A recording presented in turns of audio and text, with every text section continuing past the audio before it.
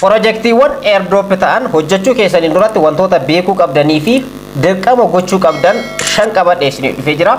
Warroonni karaa telegiraamaatiin projektiiwwan airdrop karaa taaptuu erniidhaan hojjechaa jirtan wantoota anamma isinitti himuudhaaf deemu shanan kanneen dirqama beekuun murteessaadha.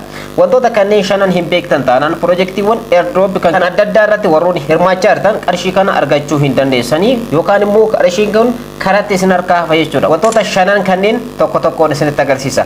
Egaa dhaggeeffattoota koo yeroo ammaa kana telegiraama irratti qarshii hojjechuun baay'ee tokko salphaa ta'ee jira. Sababni isaas karaa airdropiitiin projektiiwwan haarofni ta'an baay'inaan dhufaa jiranii.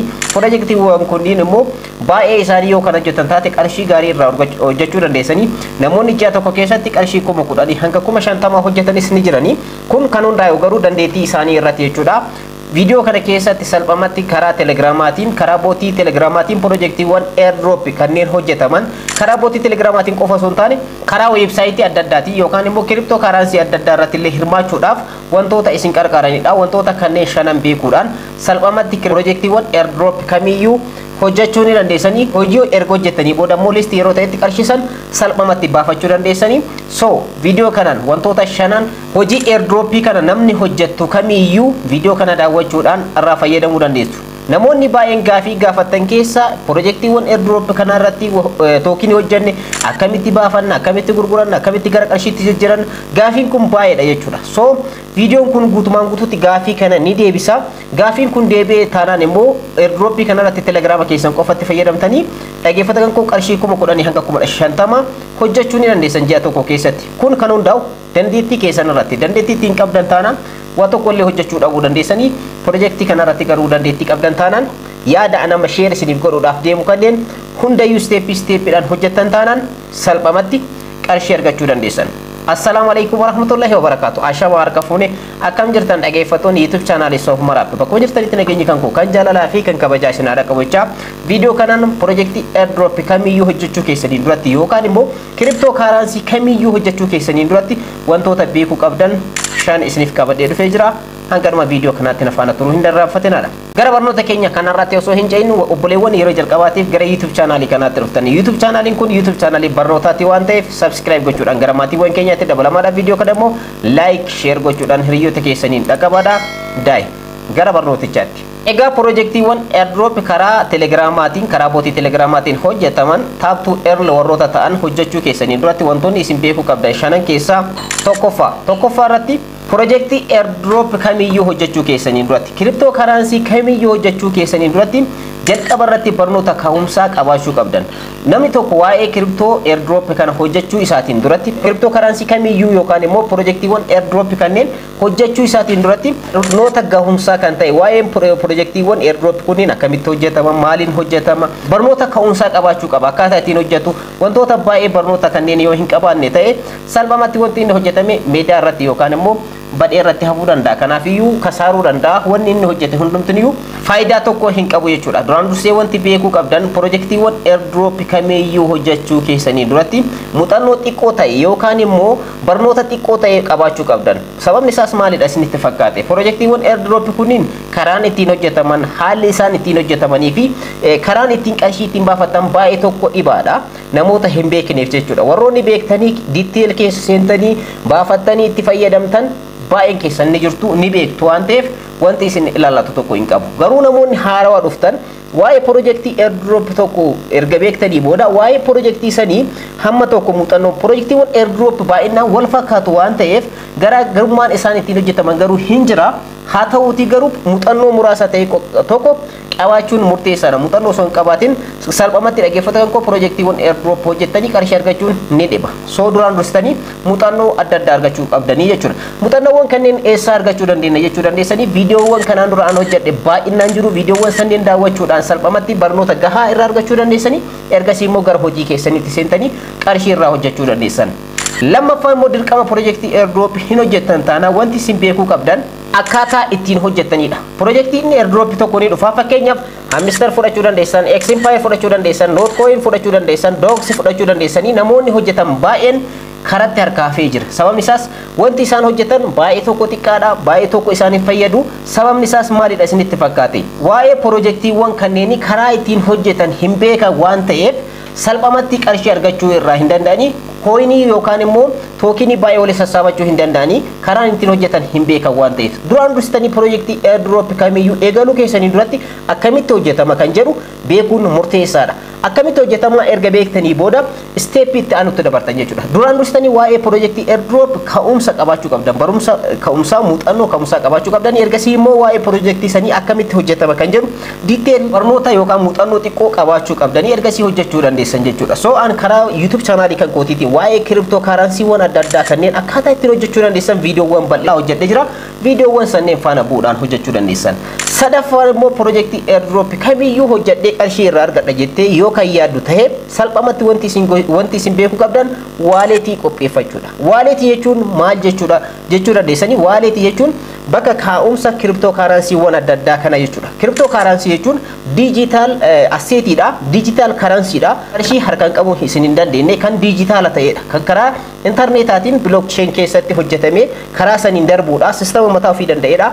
Wanta kana harkaan qabachuu hin dandeessan akka qarshii kamiyyuu harkaan qabattanii hojjechuu hin dandeessan, baafachuu hin dandeessan, karaa baankiitiin neeqxanii baafachuu hin dandeessan. Steepiin ittiin baafattan baay'ee tokko ni dhiba. Kanaafiyyuu waa'ee airdrop akkaataa ittiin hojjetamu erga beektanii booda akkaataa ittiin hojjetanillee erga beektanii booda waaleetii mataa keessanii qopheeffattan. Waaleetiiwwan kunniin waaleetiiwwan adda addaa ta'uu qabu. Waaleetiiwwan bakka lamatti qoodamu. Isaanis custodial wallet kan jedhamuu fi non custodial wallet kan jedhamantu jira. Custodial wallet kan jedhaman maalidha? Warroota KYC qaban. KYC jechuun now your customers kan jedhudha. Customer isaanii ta'uu keessa waaleetii saniif customer ta'uu keessan karaa paaspoortiitiin, karaa international IDtiin, akkanumallee karaa international driver license keessanitti fayyadamtanii salphamatti KYC sanillee on godhachuu qabdanii jechuudha. So maalidha?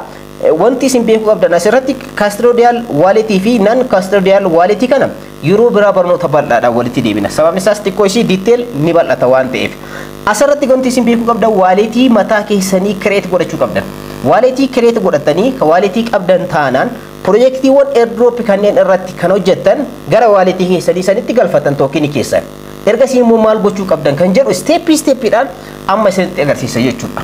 Kanaafiyyuu sadaffaa irratti wanti isin beekuu qabdan waaleetiiwwan adda addaa banachuu qabdan. Waaleetiiwwan kanneen keessaa baay'ee akkaataa ittiin banachuu dandeessan isinitti agarsiisee jira. Ammaan boodas waaleetiiwwan banachuu qabdanii fi verify godhatanii akkaataa ittiin fayyadamuu dandeessan waaleetiiwwan adda addaa akkaataa ittiin banattan isinitti agarsiisa. Keessattuu kanaan dura Tonkeeper waaleetii akkaataa ittiin banachuu dandeessan, Telegram waaleetii akkaataa ittiin banachuu dandeessan isinitti agarsiisee jira. Binance, Bybit, OKX inni kana fakkaatan immoo viidiyoowwan hojjetaman jiranii viidiyoowwan kunniin tartiibaan isiniif gallakkisa jechuudha. So duraan dursitanii wanti isin qopheessuu qabdan piroojeektii airdrop kamiyyuu hojjechuu keessanii duratti waaleetiiwwan adda addaa qopheeffachuun dirqama keessani. Sababni isaas piroojeektiiwwan kunniin yeroo listi ta'anitti tookinii isin hojjetan san calculate gootanii kan ittiin baafattan waaleetiiwwan kanneen. Waaleet jechuun akka akkaawuntii baankii tokkotti ilaalaadha. Sababni isaas piroojeektiiwwan kanneen irratti wanta hojjetan tookinii hojjetan san waaleetii kanarra kaayatan waan ta'eef. So waaleetiiwwan adda addaa banachuu hin dagatinaadha. Waaleetiiwwan kunniin immoo maal fakkaatu kan jedhu bal'inaan yeroo biraa viidiyoo bal'aadhaan ni ilaalla. Waaleetiiwwan kanneen illee tokko tokko isaatiin akkaataa ittiin banachuu dandeessan asinitti agarsiisa jechuudha. So duraan dursitanii waaleetii osoo hin qabaatin piroojeektii airdrop tokko hin hojjedha yoo hojjette yoo ta'e karaa ittiin baafatu waaleetiiwwan adda addaa banachuudhaani waaleetiiwwan kanneen hin qabdu taanaan immoo wanti ati gootu tokko illee hin jiru jechuudha. Yookaan hiriyoota keetiitti fayyadamtee hiriyaa kee irratti erguu dandeessa yookaan immoo dhaggeeffatan koo wanti isin gootan tokko illee hin jiru waan ta'eef waaleetiiwwan adda addaa banadhaadha. Keessattuu Telegram wallet, Tonkeeper wallet, Binance, Bybit, OKX kanneen kana fakkaatan jechuudha banachuudhaan irraa fayyadamaadha. Afraffaa piroojeektii airdrop kamiyyuu ni hojjettan yoo ta'e karaa ittiin baafattan beekuudha. Piroojeektii san akkamitti hojjedhaa erga beekte. Erga karaa ittiin hojjettu beekte. Erga waaleetii qabaatte akkamitti gara waaleetii kan kootti baafadha kan jedhu yookaan immoo akkamitti gara waaleetii kan kootti dabarfadha tookinii kana kan jedhu beekuun murteessaadha. So piroojeektiiwwan airdrop kamiyyuu list yeroo ta'anitti Hamster Compound fudhachuu dandeessan, Xempire, Dox, Notcoin kanneen hundarrattiyyuu namni doolaara 10 illee hojjete, 5 illee hojjete, 100 illee hojjete, 1000 illee hojjete hundi isaaniitu gara waaleetii kanneenitti kan dabarfatan jechuudha. So waaleetii kanneen irratti akkamitti baafadha? Akkamitti gara waaleetii kan kootti baafachuu danda'a kan jedhu beekuun murteessaadha. So waaleetiin ni qabda amma immoo gara waaleetii kan keetti akkamitti baafachuu danda'a? Piroojeektii airdrop kamiyyuu akkamitti baafachuu danda'a kan jedhu beekuun murteessaadha. Sababni isaas transaction fee kan isin gaafatan jiranii kan isin hin gaafanne jiran jechuudha. Transaction fee jechuun kaffaltii muraasa kaffaltee tookini san baafachuu jechuudha. Fakkeenyaaf salphamatti haa fudhannu dhaggeeffatan koo namoonni ATM itti fayyadamtan ATM san gara maashina saniitti ni galchitanii ergasii qarshii baafachuu qabdan tokko ni ajajjanii ergasii immoo transaction fee isin gaafata yookaan saantima muraasa birrii muraasa ATM sun sanarraa mura qarshii isin qabdan irraa jechuudha. Sababni isaas tajaajila kana waan isiniif kenneef akkasii fudhachuu dandeessan salphistanii jechuudha. Transaction fee jechuun airdropiiwwan tokko transaction fee isin gaafatu toonii duwwaa tuqaa tokko duwwaa tuqaa shan akkas toonii tokkollee kan isin gaafatan jiran so garaagarummaa qabanii isaan faree ta'anillee jiran so kanaaf iyyuu maal qabaachuu qabdanii waalitiin qabdan erga ta'e ergasii immoo waalitii keessanirraa toonii muraasa ta'e tokko duwwaa tuqaa shan toonii tokko dhabuu hin qabdan jechuudha. Transaction fee kan xumuruu qabdan kanaaf iyyuu akkaataa ittiin baafattan yoo hin beekne toonii kana kaffaltanii akkaataa ittiin tookinii keessan ittiin baafattan yoo hin beekne salphamatti karatti hafaa jechuudha. So namoonni baay'een yeroo baay'ee screenshot gootanii naaf ergitanii baay'een keessan waalitiin ni qabdanii waalitiidhaan osoo waliin qunnamsiisin kileen gootanii osoo hin baafatin salphamatti screenshot gootanii naaf ergitan jechuudha. So kun kanaa miti. So viidiyoo hundayyuu hordofaadha. Viidiyoowwan cryptocurrency adda addaa irratti viidiyoowwan baay'ee hojjedhee jira.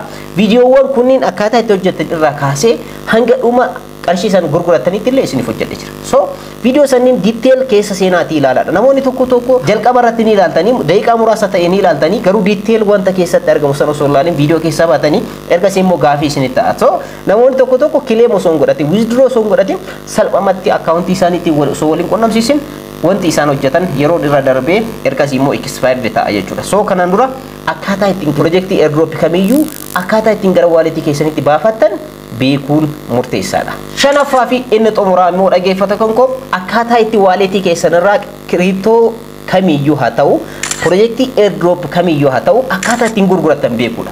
Amma steepiiwwan hundayyuu isinitti agarsiisee jira. Duraan dursitanii muuxannoo muraasa ta'e barumsa muraasa ta'e qabaachuu qabdan isiniin jedhee jira. Ergasii immoo akkaataa ittiin hojjettan beekuu qabdan isiniin jedhee jira. Ergasii immoo dhaggeeffatu kan kun waaliitiiwwan adda addaa kireet godhadhaatii baafadhaa isiniin jedhee jira. Afuraffaatti immoo akkaataa ittiin gara waaliitii keessanitti baafattan beekuu qabdanii isiniin jedhee jira.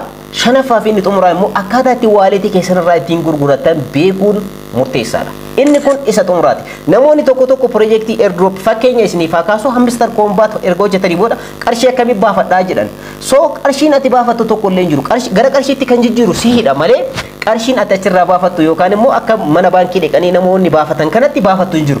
Steepii adda addaa qaba. Steepiiwwan kanneen keessa dabarteeti kan qarshii irraa hojjechuu dandeessu. So projektii airdrop tokko ni dhufa ergasii immoo projektii san ni hojjetta ergasii immoo yeroo liisti ta'ee eebbifametti waalitii tokko irratti ni baafatta fakkeenyaaf telegram waalitii yoo ta'e telegram waalitii kan keetii wal qunnamsiiftee ni baafatta ergasii immoo telegram waalitii kan kee irratti kan baafatte san tookinii san ni gurguratta liisti yeroo ta'etti namoonni bitan jiranii namoonni gurguratan jiranii so gabayaa akka nama fiduuti jechuudha fakkeenyaaf namni tokko sangaa tokko mana isaatti akka inni furdatu ni godha ni nyaachisaa ni qallaba ergasii immoo erga inni furdate booda gabaa fidee maal godha ni gurgurata garuu sangaan sun mana isaa yeroo jirutti wanti inni qarshiin inni argatu tokko illee hin jiru yoo argate jechuudha sangaa kanarra gaafa gabaa fidee gurgurateedha jechuudha projektii airdrop jechuun kanadha so jalqaba projektii san ni hojjettanii projektii san irratti erga tookinii keessan guddifattanii booda liistii yeroo ta'etti gara waalitii keessanitti ni galfattanii ergasii immoo ni gurguratan so akkamitti gurgurachuu dandeenya kan jedhu immoo viidiyoowwan projektiiwwan airdrop kamii irratti iyyuu isinitti agarsiisee jira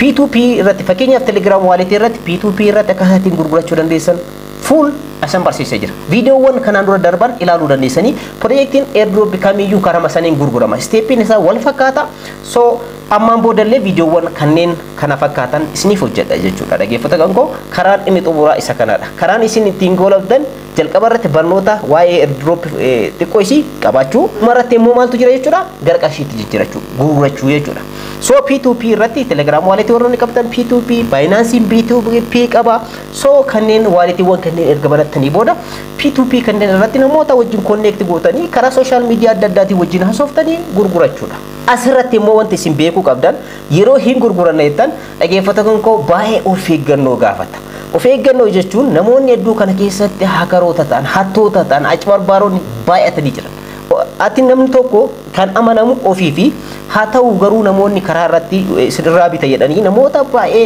yeroo nyaatan argaa jirra social media kana irratti jechuudha so kanaafiyyuu namoota itti amantan namoota ofii keessanii beektan namoota akkasiitiin walii gurguruu yaalaadha pilaatfoormiin achirratti argamullee namoota hundaafuu wal qixaa yoo isin ka beektan ta'e garuu itti amantummaadhaan dabarsitee fi qarshii san erga dabarsitee fi booda qarshii naa erga yoo jette hin danda'amu dursitee maal gochuu qabda jechuudha. Fakkeenyaaf Telegram wallet irratti P2P qaba. P2P san irratti order qabsiifta. Namni sirraa bituu barbaadu kontaaktii si godha. Karaa Telegram keetiitiin ergasii immoo namni sun qarshii san ergasii dabarsee transaction kan ittiin godhe jechuudha. Qarshii kan ittiin si galche resiitii san screenshot godhee ergasii ergee booda ati ammoo toonii kan kee yookaan immoo wanta hojjette san projectii airdrop san irratti wanta hojjette erguu fi dandeessa jechuudha. Fakkeenyaaf asirratti ilaaluu dandeessanii namni kun toonii na gaafatte asirratti ammoo inni naaf kafalee asirratti ammoo ni dabarseef jechuudha. Asirratti argartan so steepii kana jechuudha. Toonii hamma na gaafate ergasii immoo asirratti ana ammoo maal godhe galchii jedheen akkaawuntii kan kooni kaayee fi galchi akkaawuntii sanarratti galchee ergasii immoo screenshot godhee naaf erge ergasii ammoo gara toonii isaatti yookaan immoo gara waalitii isaatti dabarseef. Opposite isinillee yeroo gurgurattan nama tokkoon connect ni gootanii ergasii immoo galii akkasiin taasisu akkaawuntii keessanii ergitanii fi ergasii immoo galii ergasii taasisee booda isin immoo amantummaadhaan wanta inni isinirraa bite san ni kennitanii fi jechuudha.